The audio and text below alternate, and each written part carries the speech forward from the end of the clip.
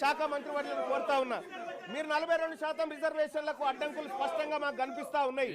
ఆ అడ్డంకుల విషయంలో మేము మిమ్మల్ని తప్పు పట్టట్లేదు, అడ్డంకులు అందరికీ ఉన్నాయి. కానీ మీరు ఇవ్వడానికి మీ చేతిలో ఉన్నటువంటి అంశాలు అనేకం ఉన్నాయి. ఇక్కడ మీ చేతిలో ఉన్నటువంటి అంశాలు అనేకం ఉన్నాయి.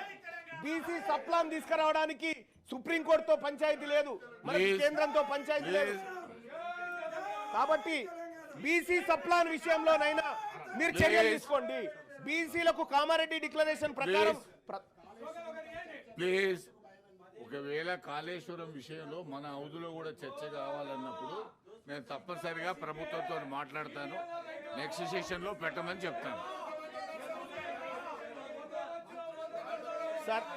సార్ ఇక్కడ సార్ బీసీ సప్లాన్ విషయంలో సార్ ఈ రాష్ట్ర ప్రభుత్వం తక్షణ నిర్ణయం తీసుకోవచ్చు సార్.